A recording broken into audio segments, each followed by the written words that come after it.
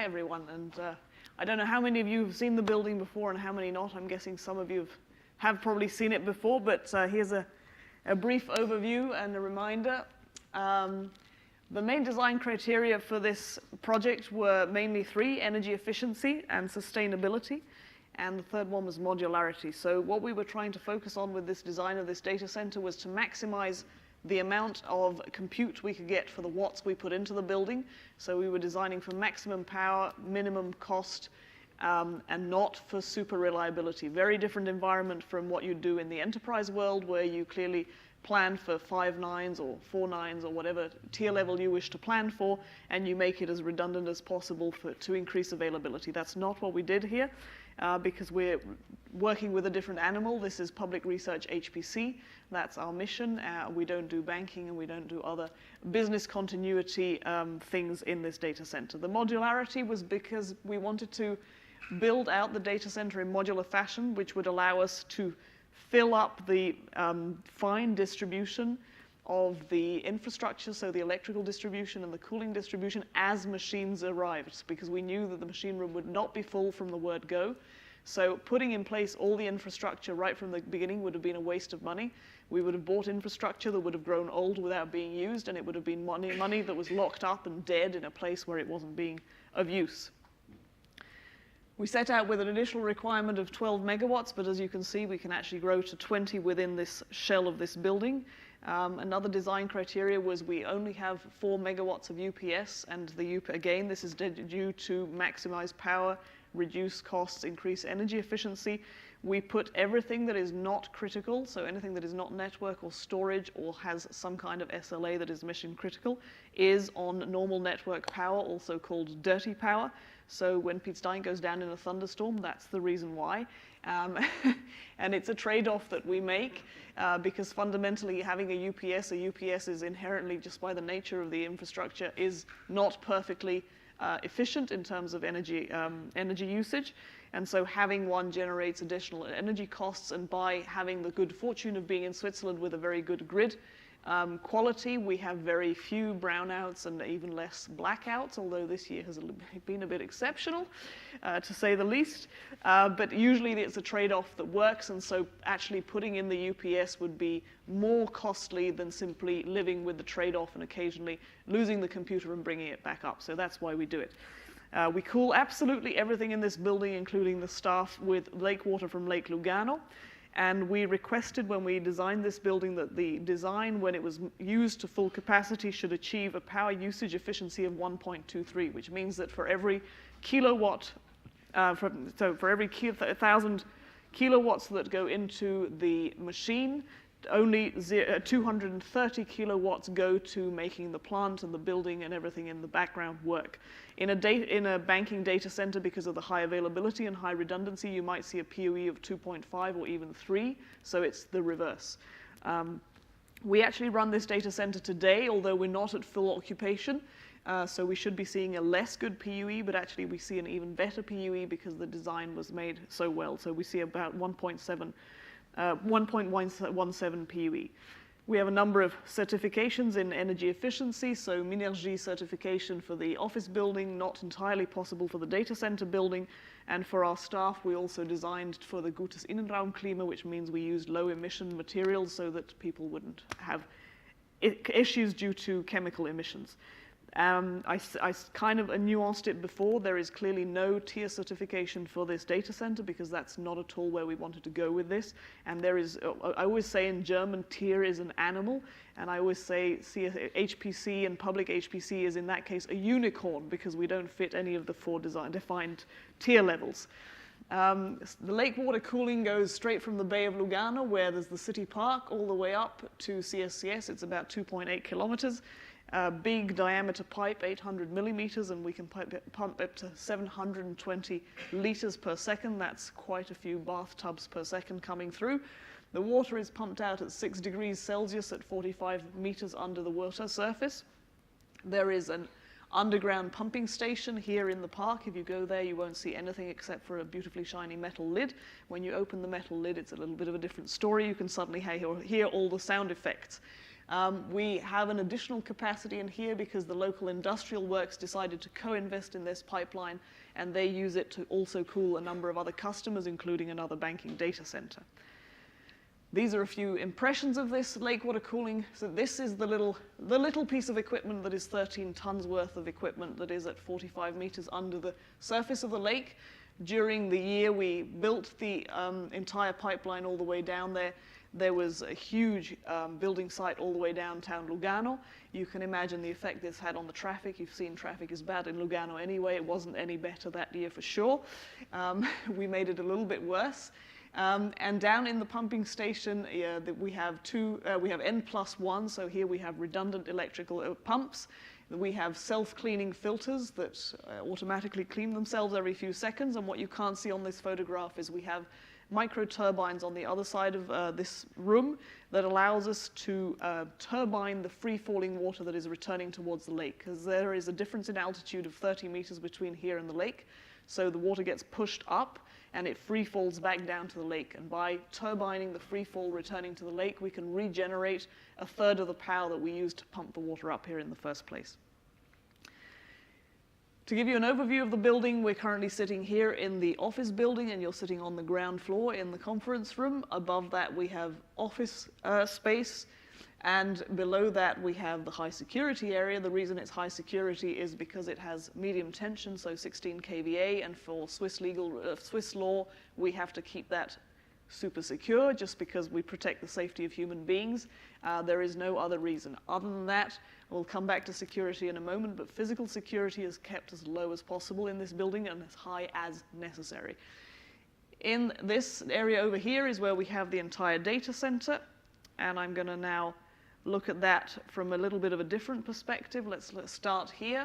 So this is a cut through the building. If we were looking at the data center like this, we have the block where above there is the machine room, which you'll be seeing in a moment, which we call the production area, which is where stuff gets consumed, electricity and cold.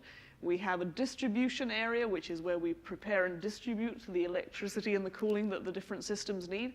And then we have all this area here, which is production. And in the production area, we have the arrival of the 16 kVA. We have the arrival of the lake water cooling. We have all the breakdown from 16 kVA to 400 volts, because at this level, we're working in 400 volts. And over here, we have all the setup that allows us to have the UPS, currently just battery supported, but if the Swiss grid suddenly got catastrophically worse, we could actually put in dynamic flywheels for 14 megawatts. I'll come back to this picture now. This is one of the first projects that ETH Zurich did in 3D. It wasn't yet BIM. It was kind of a little bit early for BIM at this stage, but we did want to do it in 3D. And so although the architect drew everything in 2D, the engineer took the architect's plans and redid them all in 3D, because for them it was essential to be able to coordinate all the pipes and cabling and all the craziness that goes on in this building, because it made it much faster. It made it so that they had much fewer mistakes and fewer issues on the building site, and we were therefore able to build this building in completely from scratch, groundbreaking, to end in 22 months. The other advantage, of course, for us is that they would give us designs like this, and this is what reality then looked like. And so we were really able to, as a user, as a CSCS facility person, we were able to look at the design and actually sort of imagine how we would operate in this facility, which is very helpful. They would give us plans like this, so they would give us the usual 2D plans, but then, of course, the 3D rendering, and again, you can see, you really get an impression of the space you're going to be operating in, which is very helpful. Because we're not going to run all the way down to the lake and back again now, because it's a little bit of a distance, I'm going to give you a little bit of an impression with a video. And we might need to add the sound for that, just because otherwise you will not hear the sound effects of the beautiful pumping station. So we said 6 degrees Celsius constant at 45 meters under the surface. This is the only thing you would see if you were down there. For some reason, the sound doesn't work, but never mind. Normally you would hear a roaring engine from the 3 pumps. The entire electrical distribution for the pumping station is down in the pumping station itself, yellow with the 3 pumps, redundant. And on the other side now you can see the micro turbine area.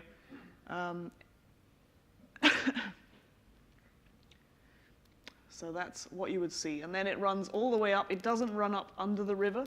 It runs up parallel to the river on one or the other side of the river, and it changes sides of the river twice, actually. And straight into CSCS, and this is exactly where it enters the building. And you'll walk past there afterwards, and so you will be able to hear it as it rumbles past at that point in time. This is the sub-level, so the high security area where normally we do take people, but currently, unfortunately, it is a building site. So we can't go down there with people. It's just a little bit too dangerous. So we're going to give you a virtual impression of it. And this time I might even have the sound effects working.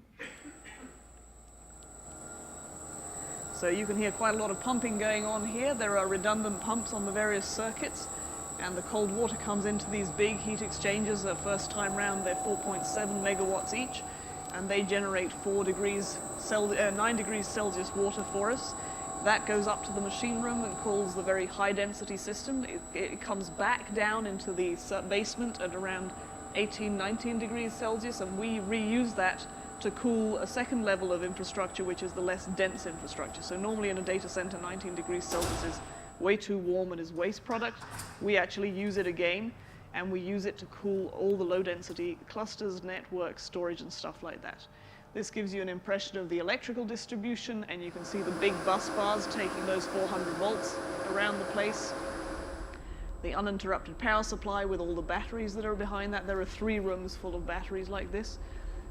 So even for 4 megawatts, that's still a lot of batteries. And then, once upon a time, this is what it looked like. This is not what you're going to see today, because clearly in the meantime we've put a few toys in this room, quite big ones, but this is what the actual machine room looked like when it was completely finished and before we moved any hardware into it. So it gives you an impression of what 2,000 square meters look like. When you're up there, you'll still get a good impression of size. You'll see this spaghetti incident going on. The spaghetti incident is the very early smoke and fire detection system, because we do fire detection, but we do not do any fire extinguishing in this building. It's an exceptional case that we're able to do that. The neighbors, the next building across is the city municipal fire brigade of Lugano, and we have an agreement with them. If we can't put it out by hand, they come in immediately, and they can even switch off the power to this entire building directly from the substation in order to limit damages. So that's unique. The other thing is we have these huge prefabricated cement elements. They're 35 meters span width, and they are 50 tons each. And mounting those required us to bring in the biggest crane in the world, which is kind of a good thing to keep a building project on track, because that crane goes around the world and it has a very full agenda. And so if you miss the deadline, when it comes, you're not ready. You're not going to see it again for the next 6 months. So there's no bigger incentive for the building professionals to keep on time than missing the deadline for the crane. Security, I said before, we keep physical security as low as possible but as high as necessary. We're not doing anything military, anything secret in here, so we don't consider ourselves a huge at risk of great physical attacks. It's also very difficult to carry a supercomputer out in your rucksack with you. But of course we keep IT security at quite a different level, as you will of course understand, and I won't go into that because it's not my area of competence. There is video surveillance in the machine room, so be aware of that whilst you're walking around. The only reason we have it, though, is for our staff safety, because it's 2,000 square meters and we wouldn't want anybody to, I don't know, have a heart attack or feel unwell and nobody notice it for too long.